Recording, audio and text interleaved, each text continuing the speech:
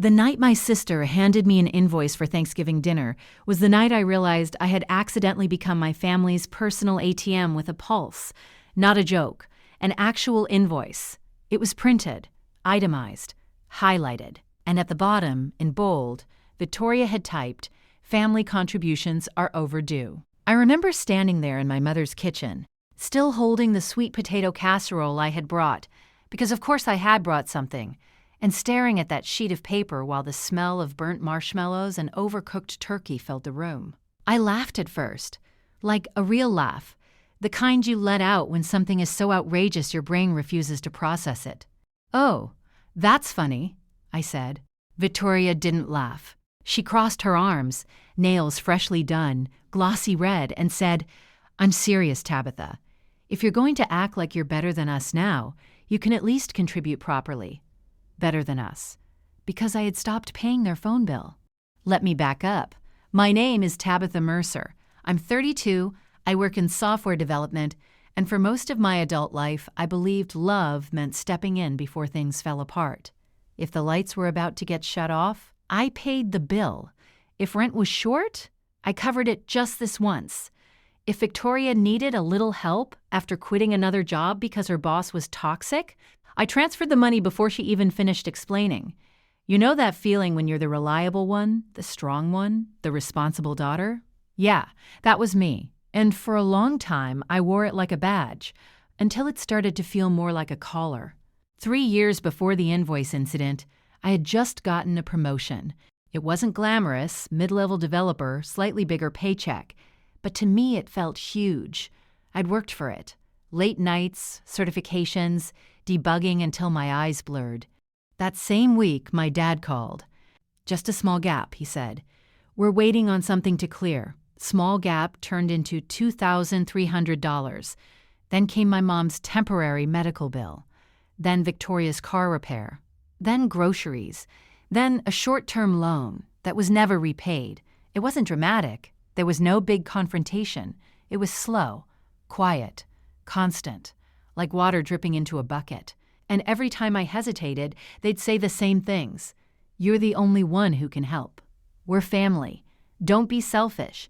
Selfish? Funny word to use on the person paying for your internet. The first time I tried to set a boundary was about a year ago. I had started saving for a down payment. I didn't tell them, obviously. I'd learned not to share good news. It turned into opportunity for them. Victoria found out anyway.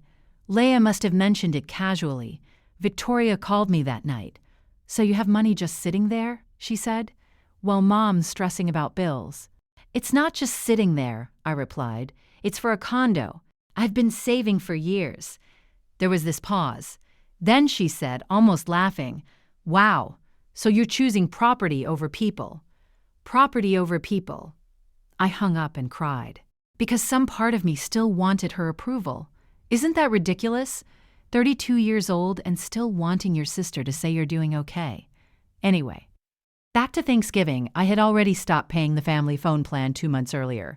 Quietly, no announcement, just canceled it and let them switch to their own. The fallout was intense. My mom said I blindsided her. My dad said I was making a statement. Victoria said I was power tripping. All because I didn't want to cover $380 a month anymore. So when she handed me that invoice at Thanksgiving, claiming I hadn't contributed fairly to family expenses, I realized something clipped into place inside me. It wasn't about money. It was about control. If I wasn't paying, I wasn't compliant. And if I wasn't compliant, I wasn't welcome. I set the casserole down on the counter and looked at the paper again. She had listed shared utilities, groceries, even emotional labor. "I kid you not, emotional labor?" I asked. Victoria shrugged. "You've been distant." I looked at my mom. She avoided my eyes. My dad stared at the TV like it was the most fascinating thing in the world. That familiar loneliness crept up my spine, the kind you feel when you're surrounded by people who only see you as a function. Something in me went very, very calm. "You know what?" I said softly. "You're right." Victoria blinked. "I haven't contributed properly." And before she could respond, I picked up my purse. "But don't worry," I added. "I won't be contributing at all anymore." I walked out. No shouting, no drama, just the sound of the front door closing behind me. And oh, the silence in my car afterward. I gripped the steering wheel and just sat there. My hands were shaking. Not because I was scared, because I knew this time I meant it. That night, my phone exploded. Mom, you embarrassed us. Dad, we need to discuss this like adults. Victoria, you always make everything about you. I didn't respond. Instead, I opened my banking app. And I did something I should have done years ago. I made a list. Every transfer, every bill, every temporary loan. It took me 3 hours. When I added it up, I felt physically ill. $64,870. That was the total I had given them over 3 years. $64,870. I whispered it out loud just to hear how insane it sounded. That number changed me. The next morning, I scheduled an appointment with a financial advisor. Not because I needed help investing, because I needed accountability. I needed someone objective to tell me I wasn't cruel.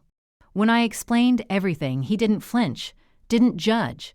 He just said, "You've been subsidizing 3 adults. That's not support. That's dependency." Dependency, there it was. So I made a plan. I redirected the money I would have helped with into my down payment fund. I updated my beneficiaries. I removed myself as emergency contact on their lease, and I sent one message to the family group chat. I love you. I will not be providing financial support anymore. I'm focusing on building my own future. I hope you understand. Oh, they did not understand. Victoria called me cold, said I'd changed. My mom cried about abandonment. My dad asked if this was about a man. No, Dad. It's about me not wanting to retire at 80 because I financed everyone else's 30s. For weeks, they rotated tactics: guilt, anger, victimhood, silence. But I held steady. And here's the part that surprised me. The world didn't end. They figured things out. Victoria got a job at a restaurant. Complained constantly, but she kept it. My mom started selling handmade crafts online. My dad picked up extra shifts. They survived, not comfortably, but they survived. And something in me started to expand. I moved into my condo 6 months later. It wasn't huge, but it was mine. The first night there, I lay on the floor because I hadn't bought a couch yet, staring at the ceiling, and I felt this peace. No one expecting a transfer, no emergency calls, just quiet. Dylan came into my life around that time. We met at a mutual friend's game night. He made a joke about tech bros, and I laughed too hard. He noticed. When I told him about my family situation, he didn't say, "But they're your family." He said, "You're allowed to stop being the solution." I almost cried right there in the bar, because no one had ever framed it that way. Months passed. Then one afternoon, Laya called. "They're behind on rent," she said carefully. I closed my eyes. "Are you asking me to help?" "No," she said quickly. "I just thought you should know." That was growth, for both of us. A week later, Victoria texted me directly. "Can you loan us $5,000? Just until we catch up." Just until. The 2 most expensive words in my life. I stared at the message for a long time. Then I typed, "I can't. I believe you'll figure it out." She responded with a single word. "Wow." And that was it. They didn't get evicted. My dad borrowed from a cousin. Victoria picked up double shifts. Again, they survived.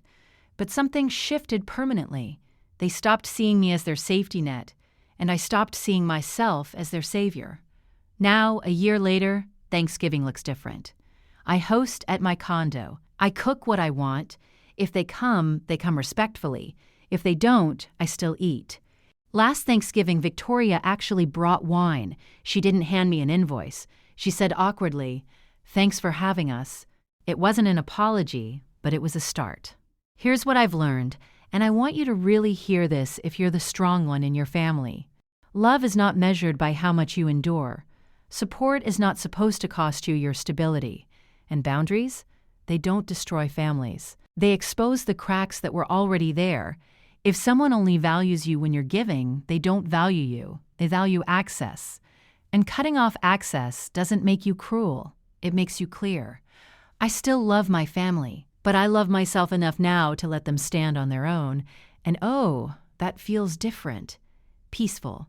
If this story hit home for you, if you've ever been the responsible one, the fixer, the quiet provider, please know you're not alone. And if you're ready to stop being everyone's safety net, maybe this is your sign. Subscribe to Revenge Diary for more stories like this, and share this video with someone who needs permission to choose themselves. Sometimes the strongest thing you can do is stop rescuing